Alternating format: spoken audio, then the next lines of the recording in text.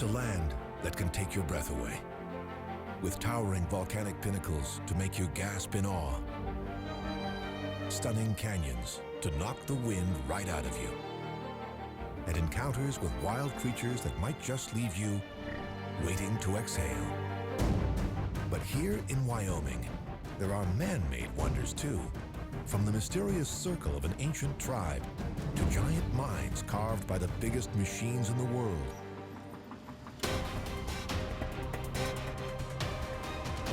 To vast stretches of oil fields that light up the prairie sky, worrying environmentalists, but giving jobs to thousands from across the nation.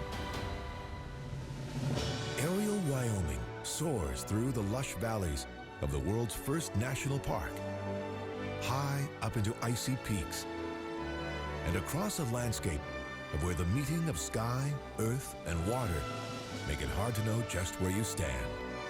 Here, cowboys still ride the range and hold on for dear life just for fun. Just as the people of Wyoming have always hung in there and done what's right when it really matters, condemning a horrifying act of hatred in the 21st century, and celebrating equal rights for women in an age when few others would, revealing the true spirit of one of America's most breathtaking states, a place whose volcanic wonders will always boggle the mind. All this in Wyoming.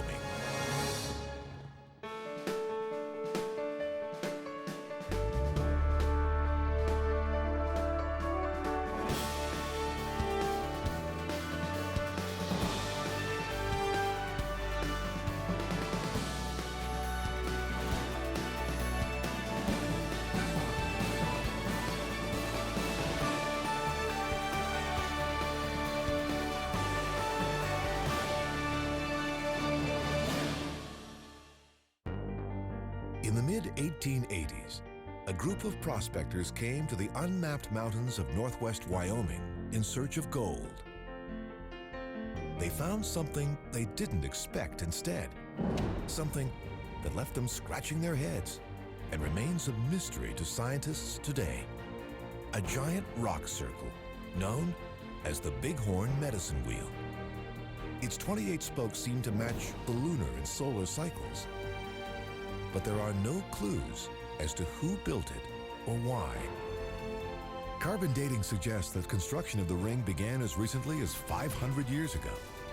By then, humans had already been living in Wyoming for over 11,000 years. A Stone Age tribe scientists called the Clovis people were among the first to arrive. They were known to hunt big game. Other groups followed, including the Folsom and the Eden Valley.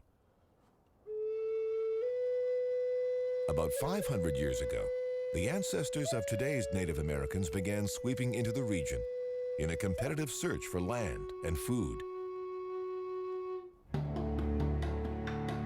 The Shoshone came first in the 1600s, moving up from what is now Nevada.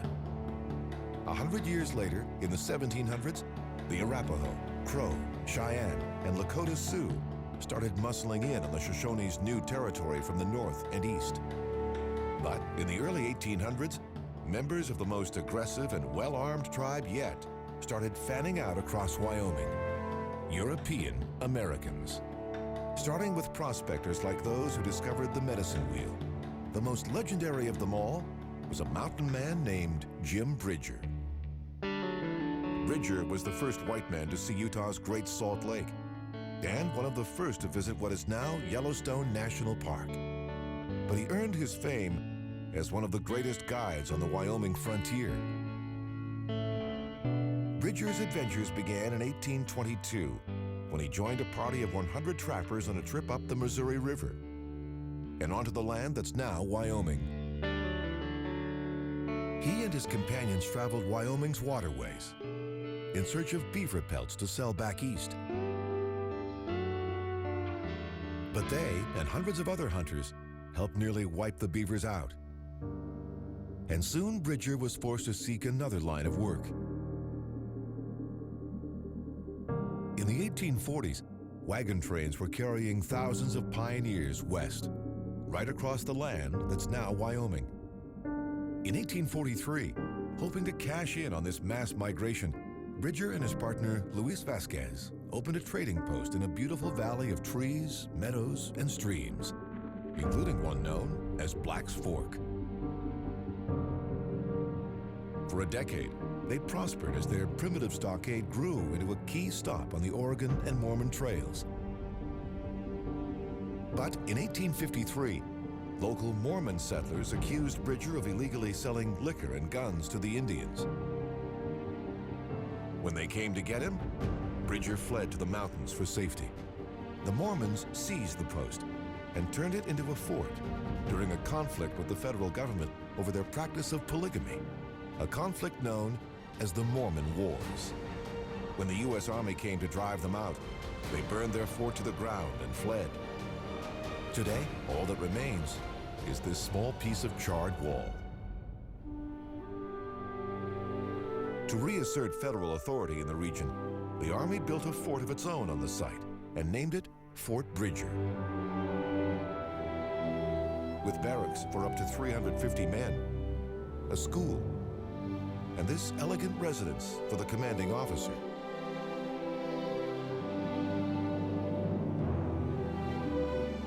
The base remained a center of pioneer life for the next 3 decades.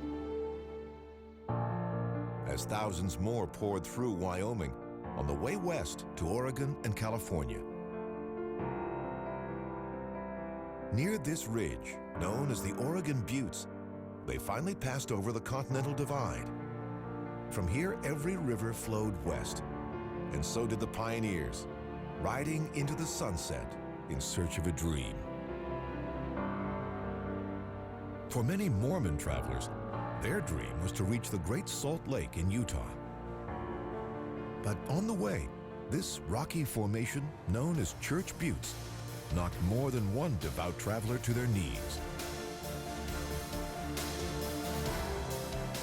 The buttes, steeple like needles and eroded 75-foot sandstone cliffs, reminded them of the houses of worship they had left behind back east. The site caused many of the settlers to stop, drop, and pray.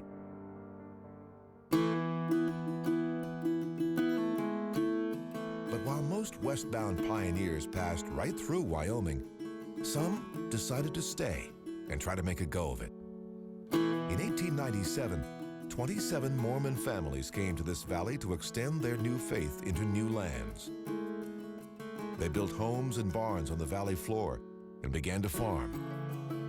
The sandy soil soon proved to be less fertile than they had hoped, but they shouldered on, working for decades to realize their dream of a new utopia in the wilderness.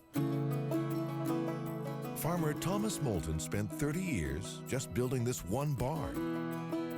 Today, it still stands as a reminder of the Mormons' struggle to survive here. It's also one of Wyoming's most photographed sites, thanks in part to the fact that the barn's backdrop is one of the most dramatic in the American West. The great, jagged, icy peaks of the Tetons. The Shoshone people, who lived in northwest Wyoming before Europeans arrived, had a deeply spiritual relationship with this land. They lived in the shadows of a string of dramatic peaks that they called the Tiwanaut, which they considered ancient ancestors to be respected and revered. But in the 1700s, when lonely French trappers arrived in present-day Wyoming, they saw something else in these peaks and gave them the name Teton, or Tetons, which was French for breasts, and reserved the name Grand Teton for the highest peak in the range, a surprisingly salacious name that survives to this day. Perhaps because most English speakers have no idea what Tetons actually means. As some of the youngest peaks in the Rocky Mountain Range, they now serve as the centerpiece of Grand Teton National Park. These mountains were created by uplift, when two sections of the Earth's crust collided deep below, pushing the ground upward. Thanks to their youth, the Tetons are relatively untouched by erosion and time, still jagged and steep, unlike many other Rocky Mountain peaks. The Shoshone, Blackfoot, Crow, Nez Perce, and other native peoples came here in spring to hunt, gather plants, and collect minerals during the warm months. When winter came, they'd return to lower, less wintry lands. The tallest peak in the range, Grand Teton, reaches to 13,775 feet above sea level and is still growing at a fast clip, at least in geological terms, up to a foot every 300 or 400 years, as the basin to the east drops away. In 1829, even before the Mormons arrived, a trapper named David Jackson made his camp here, and the area was named Jackson Hole, prospector slang for valley. It stretches along the base of the Tetons for 40 miles. During the Ice Age, a series of glaciers shaped its floor, carving basins for a chain of alpine lakes that mirror the mountains and dazzle the eye. In 1965, hoping to capitalize on these stunning views, a group of skiing investors opened the Jackson Hole Mountain Resort. It's nestled at the edge of the valley in Teton Village. Today, it's one of the most popular winter destinations in the U.S. After riding the aerial trams to the top of the mountain, skiers can hurtle back down on one of the longest vertical drops in the nation, more than 4,000 feet in all. And today, Trapper Jackson will probably have a hard time recognizing much of the valley that bears his name, especially if he paddled down the Snake River, past a stretch of vast luxury homes known as Billionaire's Row. Part-time residents here include a president of the World Bank, a former CEO of Columbia Pictures, a Walmart heiress who's also the richest woman in America, and many other members of the 1% of the 1%. Not to mention John D. Rockefeller IV. The real estate wars here have transformed this once quiet valley into the most expensive ranch land in the U.S., leading some to joke that all the mere millionaires are getting priced right out of the market. But there's one relatively modest house here that stands out among the mega mansions. Perhaps because it was partially hand-built by its owner, actor Harrison Ford, a former carpenter who bought 800 acres here in 1985. In the years since, Ford has committed himself to preserving and protecting his share of this beautiful valley. The people who actually work and live here full-time stake their claim to another corner of Jackson Hole, the town of Jackson. It lies on the southeastern side of the Jackson Hole Valley, near the rushing waters of the Snake River. It was founded and run by working men and by working women. Postmistress Maggie Simpson named Jackson in 1894. Future Mayor Grace Miller laid out the streets 3 years later, setting aside space for an old-fashioned town square, now famous for the elk antler arches over its corner gates, a charming centerpiece to a town that gained fame as the first in America run entirely by women, after Miller and an all-female slate of candidates swept the city elections in 1920. But even if the town's men didn't always feel welcome at City Hall, they were always welcome here, Jackson's $1 Million Cowboy Bar. It was granted Wyoming's first post-prohibition liquor license. Ever since, locals and tourists have been saddling up to the bar with its famous saddle-style bar stools for a drink. In 1953, its owner added a distinctive neon sign that stands over the new Jackson as an enduring symbol of an old way of life in Wyoming. The life of the working cowboy. Men and women who perform difficult and dangerous tasks every day, using skills they get to show off once a year in the little town of Sheridan at the Sheridan Rodeo. Here, bronco busters risk their spines to prove they've got what it takes to tame a horse, or at least hang on for the 8 seconds required by the rodeo's rules. But there's one trick that may be the toughest to pull off: dual calf roping. To make it work, one cowboy has to rope the calf's head, the other the feet, and do it with perfect timing. Thrilling the crowd and proving they've got what it takes to make it in this cowboy state.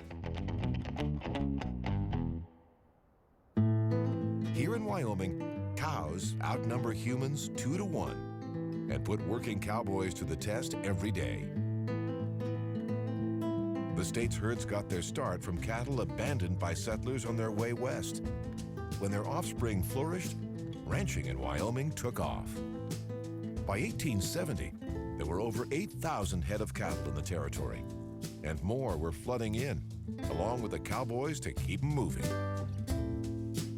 Today, livestock is Wyoming's biggest agricultural commodity. But cowboys aren't the only ones out working on the range. Here in Sheridan County and across the state, farmers grow hay, barley, wheat, and more, giving Wyoming more than 8 times as much agricultural land as most American states. But there's one business in Wyoming that's bigger than ranching and farming combined, much bigger. And it got to number 1 not by reaping enormous profits from what's on the land, but from what's under it. Coal. This fossil fuel got its start millions of years ago, when soggy masses of vegetation were covered by layers of soil.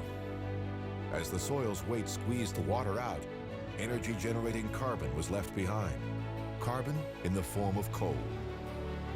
So much coal that it takes some of the largest machines in the world, digging some of the biggest mines in the world, to strip it from the land. To get to the dark veins, huge excavators work 24/7. These machines are called drag lines because their giant shovels are dragged across the mine on thick steel cables to strip away the soil above, known as the overburden. Then it's hauled off and dumped out of the way, allowing the harvesting of the coal itself to begin. Over 100 million tons were extracted here at the North Antelope Rochelle mine in 2012 alone, making this the most productive coal mine in the U.S. And the output here and across Wyoming is on the way up, since coal is one of the world's hottest commodities. There's so much coal in Wyoming, it requires mining equipment so big and so powerful, it boggles the mind. Like this drag line at the Black Thunder coal mine. Its 360-foot boom, 240-ton bucket, and cab the size of an apartment earned it the title Ursa Major, or Big Bear. It cost $50 million and took 3 years just to assemble here on site. The raw power of Ursa Major is astounding. Thanks to its boom, it can swing hundreds of tons of earth hundreds of feet in seconds. Its long dragline cables enable it to scoop up overburden that's 200 feet below the dragline itself. And this one machine is operated by just a single person. Ursa Major's power to tear through the earth gives headaches to environmentalists, but also powers an industry that provides thousands of jobs. Most coal in Wyoming is extracted from the earth in giant surface mines like these. But dig much deeper in this state, and there's even more treasure to be found. Vast oceans of crude oil, thousands of feet underground. It lies below a landscape that's unlike any other in Wyoming. Nearly 35 square miles of land covered by almost nothing but oil wells. This is the Salt Creek Field, one of the longest continuously producing oil fields in the world. One reason the Salt Creek Field can still produce oil today is because companies here are using new technologies to force what remains out of the ground. Crews are busy drilling new wells that use carbon dioxide injection. As the carbon dioxide is pumped into the earth, it forces the oil out. And a controversial side product common to many wells. Natural gas, the oil companies don't want, and merely burn away in flames that dot the landscape. a practice many decry as a waste. Proponents of carbon dioxide injection claim the new technology provides safe and innovative ways to tap a vital natural resource. Foes warn that it could contribute to global warming and poison Wyoming's drinking water.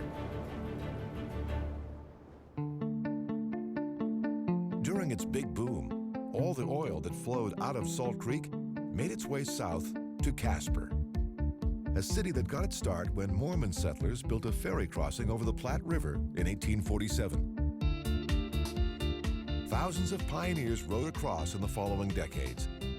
When the trains arrived, the crossing became a town. The discovery of oil at Salt Creek in the 1890s transformed it into the oil capital of the Rockies. A transformation celebrated here with this recreated wooden derrick, part of a new Black Gold Byway State Park. Today, Casper is Wyoming's second largest city, with a population of over 55,000 residents. And it still has a giant tank farm to hold the oil being forced out of Salt Creek. People in Wyoming have spent more than 100 years and billions of dollars trying to find ways to get energy out of the ground. But there's one place in this state where the power deep below explodes to the surface, all on its own, with terrifying force, in one of the most volatile volcanic hotspots in the world. Sometimes the truth seems too fantastic to be true. In the early 1800s, scouts and trappers started coming back from the mountains of northwestern Wyoming with tales of a land called Yellowstone, a land unlike any they'd ever seen before. A place so fantastic that people who heard the stories were convinced they were fiction. Frontiersman Jim Bridger told of finding a canyon there so deep that a man could shout "good night" into it and be awakened by his echo at dawn.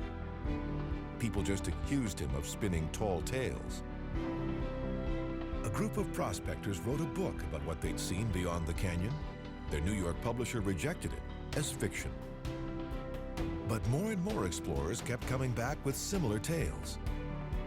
So, Ferdinand V. Hayden, head of the U.S. Geological Survey of the territories, assembled the first federally funded survey team to explore the area and set out to see this strange land for himself. In 1871, Hayden led a 32-man team into this valley. They included a zoologist, a botanist, a mineralogist, and a group of map makers. But the two who would have the biggest impact on the American public were photographer William Henry Jackson and painter Thomas Moran. Hayden and his men knew that Yellowstone was home to volcanic hotspots, but what they didn't know was that they were actually standing in a giant collapsed crater of a supervolcano, and one that had erupted with catastrophic force 640,000 years ago, when 250 cubic miles of heated magma and other material exploded into the air, creating an ash cloud that's been traced from Canada to Mexico to Louisiana. Based on past events, scientists say Yellowstone is overdue for another major eruption, but warn that it's impossible to predict when exactly that will happen. In the meantime, its strange volcanic landscape draws huge crowds to Yellowstone today. In 1871, Hayden and his party had never seen anything like it and were eager to see more. On July 28th, they reached the shores of Yellowstone Lake, America's largest high-elevation lake, and set up their base camp. By then, they were already suspecting that everything they'd heard about this place was actually true. From here, they set out to explore Yellowstone and document its every feature in maps, photographs, paintings, and statistics, starting with Yellowstone Lake itself. They were careful to avoid the fate of Truman Everett, an explorer who spent 37 days lost in Yellowstone in 1870 without a horse or supplies. When a search party finally found Everett stumbling through the wilderness here on the banks of Heart Lake, he was delirious and near death. He weighed just 90 pounds and was so dirty his rescuers mistook him for a wounded bear. Hayden's men fared better as they traced the course of the Yellowstone River through the canyon Jim Bridger had described. They found it to be just about as big as he had promised. Now known as the Grand Canyon of the Yellowstone, it winds through a plateau created by lava from the volcano's Big Bang. Modern scientists know the extreme heat of the blast weakened the lava, making it easier for glaciers and water to cut through the colorful stone that gives this region its name. The explorers' stories of the amazing things they discovered here fascinated the American public. But it was the paintings and photographs of Yellowstone's geysers that really blew people away. Yellowstone has half of all the known geysers in the world, around 300 in all. Here, at the Clepsydra Geyser, cold water flows into tight crevices in Yellowstone's molten core and explodes into steam. Clepsydra's been erupting almost continuously since 1959. Its plumes of water can reach up to 40 feet, making it one of Yellowstone's most reliable and photographed sites. But the meeting of water and hot stone here doesn't always bring such explosive results. Nearby, the calm waters of the Excelsior crater seem to invite the unwary for a swim. But don't be fooled. That beautiful blue color means the water is so hot, not even the hardiest bacteria can survive. This same deadly blue lies at the center of what is, without doubt, one of nature's most amazing sights. A place that alone lures thousands of people from around the world to Yellowstone. It's known as the Grand Prismatic Spring.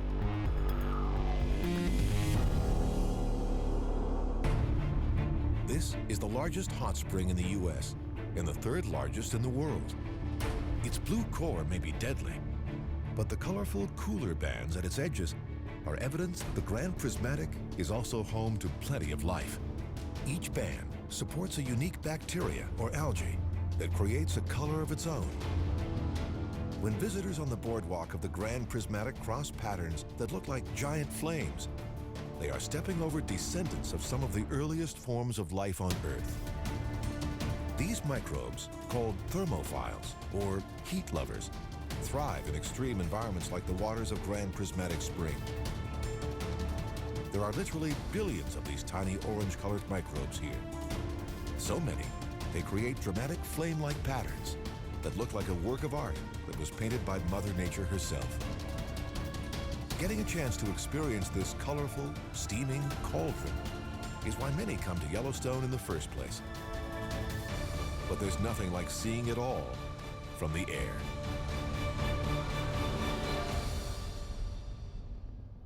In 1872, it was Thomas Moran's paintings of the Grand Prismatic Spring that helped inspire Congress and President Ulysses S. Grant to declare Yellowstone the world's first national park, preserving all its geological wonders for generations to come. It also protects some of the last remains of the great herds of elk that used to wander across the American heartland. So much protection that an elk population explosion once threatened to overwhelm the park. The reintroduction of wolves in 1995 brought the elk explosion to an end, either restoring a natural balance or endangering the elk's survival, depending on whom you ask. One of the best places to see the elk that remain here is Hayden Valley. It's also the best place to see an animal that is an icon of both the park and the American West. American bison, or buffalo. More than 4,000 of these massive herbivores roam free here. Favorite times to see them are in May, when the calves are born, and August, when Hayden Valley hosts the largest free-roaming bison rut, or buffalo orgy, in North America. Today's herds are descended from the park's original mountain bison and from 21 plains bison brought here in 1902. The goal was to provide vital breeding stock for a once vast bison population that had been reduced to just 25 animals. The herd's revival is a Yellowstone success story, while the story of the slaughter that brought the bison to the edge of extinction here and across North America is a part of Western lore, thanks in large part to a self-promoting sharpshooter who called Wyoming home.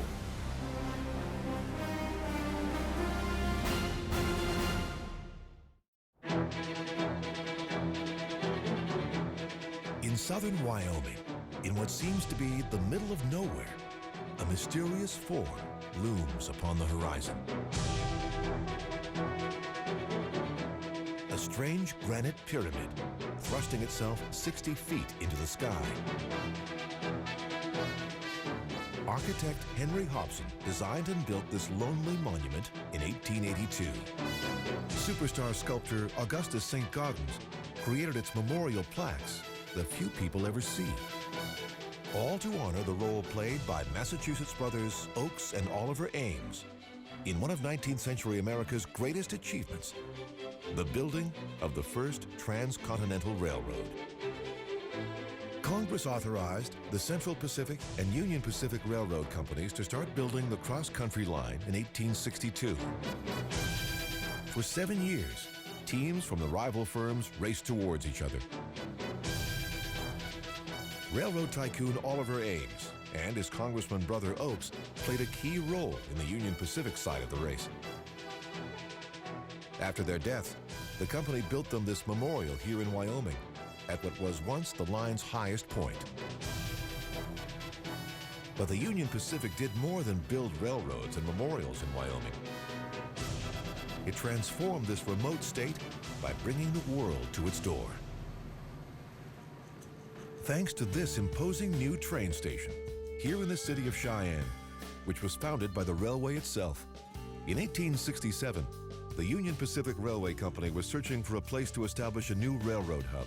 They chose the site of a U.S. Army camp at the crossing of Crow Creek and named it Cheyenne after one of the region's Native American tribes. Today, with 60,000 residents, it's the most populated city in the entire state and home to the Wyoming State Capitol, the tallest building in town, which was built starting in 1886. That same year, the Union Pacific began work on an impressive railroad depot for the new capital. It's one of many designed by architect Henry Van Brunt, but one of just 2 still standing. Van Brunt designed it in a solid Romanesque style and gave it an imposing clock tower to symbolize Union Pacific's importance to the future state. The depot cemented Cheyenne's status as an important crossroads for freight trains full of sheep, cattle, agricultural products, and minerals. And for passenger trains full of people eager to explore the newly opened West. Today, freight trains continue to stop here, but passenger service ended in 1983. Out back, a once massive roundhouse built in 1931 to house and repair trains has been reduced from 48 stalls to 7. But the giant rotating track, built to funnel trains in and out of the fan-like storage yard, still spins, delivering the downsized roundhouse's new tenants, antique rail cars and locomotives from the Union Pacific's golden age. A time that transformed Wyoming and turned a young man named William Cody into one of the world's first Western stars.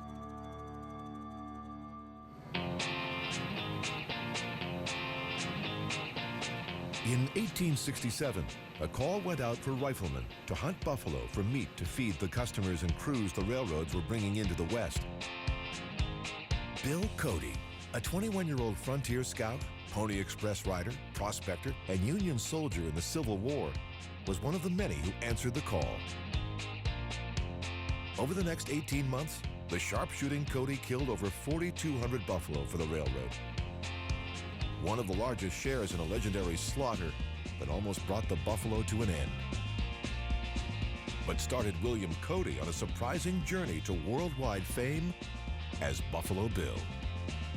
A dime novelist turned Buffalo Bill into the hero of a series of highly fictionalized stories and plays based on his exploits. He spent the rest of his life playing Buffalo Bill in plays and Wild West shows, but it wasn't all make-believe. As an experienced frontier scout, Cody knew the West as well as any man and was determined to claim his share of the wealth it offered, even in corners of Wyoming where others saw nothing but dry and dusty plains. Places where the Rockies hold back the rain, deserts spread across the state from south to east, and some of America's most surreal landscapes unfold. Landscapes like the Kilpecker Sand Dunes, where these sinuous ridges wind through the heart of North America's largest active dune ecosystem. Over 100 miles long and up to 150 feet high, the dunes drift across the bottom of a vanished prehistoric lake, seeming like a landscape imported from the Sahara or the moon. Strange, yet peaceful, they seem ready-made for a desert retreat or a remake of Lawrence of Arabia. But things haven't always been so quiet here.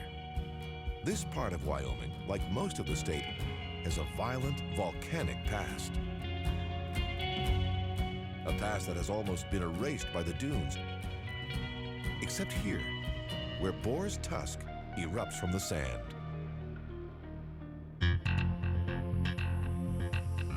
This 400-foot spire began forming less than 3 million years ago, when a volcano left this core of hardened lava behind.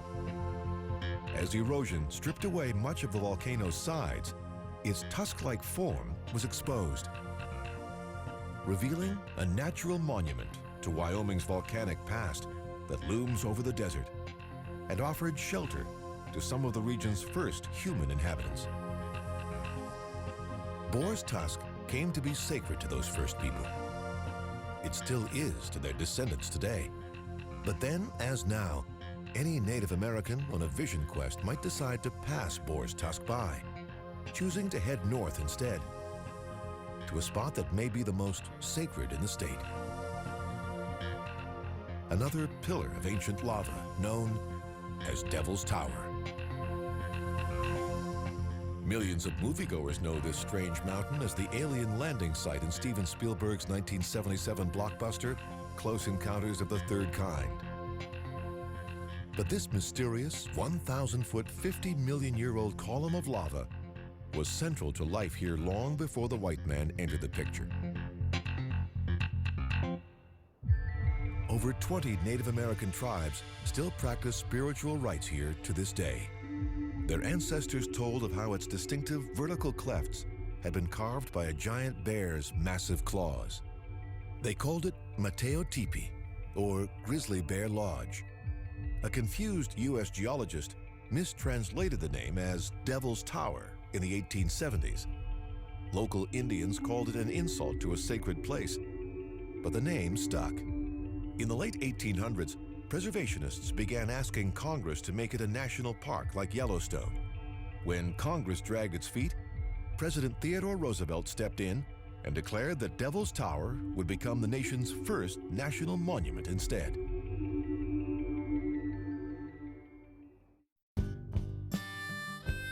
For thousands of years, the ancestors of today's Native Americans cooked their food and built their homes with wood harvested in Wyoming's forests. They hunted antelope, elk, buffalo, and other wildlife on its plains, and fished its rivers, traveling on foot wherever they went. But the arrival of Europeans transformed this ancient way of life, starting with the horses the Europeans brought with them. Modern horses originally evolved in America 4 million years ago, then spread to Asia and Europe over a long-gone land bridge over the Bering Strait. Once Europeans brought them back, strays and stolen steeds soon made their way into native hands. Horses became part of their way of life, and of the ritualized warfare they used to defend their homelands from rival tribes. The Shoshone claimed most of western Wyoming, including many of the lakes, mountains, and canyons the state is most famous for. The east, with its plains, was home to the Cheyenne. The north, from the Bighorn Mountains to the east, belonged to the Crow, while the Ute and Arapaho lived side by side in the south. These homelands were central to their culture, religious life, and identity. But the European Americans who began arriving here in the 1800s seemed to think the land was theirs for the taking. As the trickle of settlers became a flood, the tribes began a bloody campaign to defend their ancient homelands and keep the newcomers out. So the U.S. government sent in the cavalry to protect the settlers from attack. In 1849, the Army established Fort Laramie on the site of an old trading post to serve as its base. It built this headquarters and barracks that same year.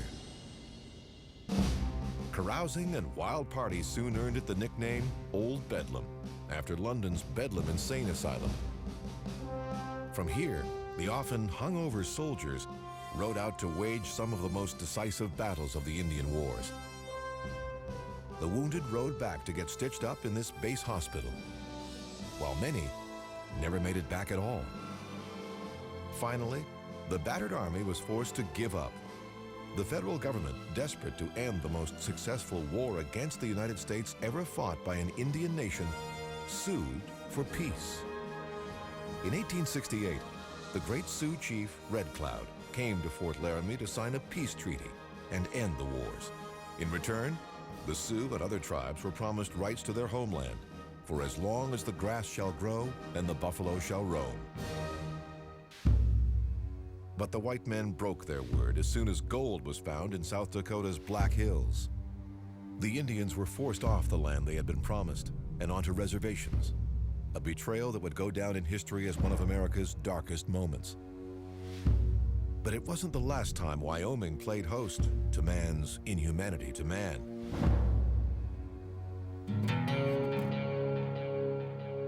In early October 1998, a mountain biker spotted something along this road near Laramie he couldn't quite make out. He took a closer look and discovered a young man who had been beaten, tied to a fence, and left to die in the freezing cold. The world soon learned that the young man's name was Matthew Shepard, and that the two other young men had apparently done this to him because he was gay. After Shepard died a few days later, his case became a rallying cry for gay rights. In October 2009, Congress responded by passing a new Hate Crimes Prevention Act bearing Matthew's name. By then, his killers had already been sentenced to life behind bars. For their protection, their exact location is kept under lock and key. If they'd committed their crime in the 1800s, U.S. Marshals might have brought them here to Laramie's Wyoming Territorial Prison. It was the Marshals' job to round up the bad guys and bring them to justice. Between 1872 and 1903, evildoers of all classes and kinds paid for their crimes behind these bars. 1,063 in all, including Butch Cassidy, but not the Sundance Kid, who Cassidy met soon after his release. 50 miles to the east, this very different tower stands guard over those elected to make, not break, the laws of the state, here at the Wyoming State Capitol building in Cheyenne. The cornerstone for the Capitol was laid with great fanfare in 1887. 30 years later, work on the 146-foot dome and massive wings finally came to an end. But Wyoming's greatest legislative moment may have come in 1870, long before construction of the Capitol began, when the territorial government gave American women the right to vote for the very first time. The U.S. Congress threatened to derail Wyoming's statehood unless the right was revoked. But Wyoming refused to back down. In 1890, it entered the Union as the first state to allow women to cast their own ballots, earning fame as the equality state, and proving that folks in Wyoming aren't afraid to stand up for opportunity, freedom, and justice when it counts. Perhaps because they know that their state's awe-inspiring scenery is there to be shared by all. From the great weathered spires of lava that soar into the sky, over ribbons of sand that seem to stretch on for eternity, from steaming valleys that tell of the terrifying forces that lie below, to the wild creatures that come here to its grasslands, to roam, and the cowboys that ride the range to drive their herds home. This is the spirit of the land called Wyoming.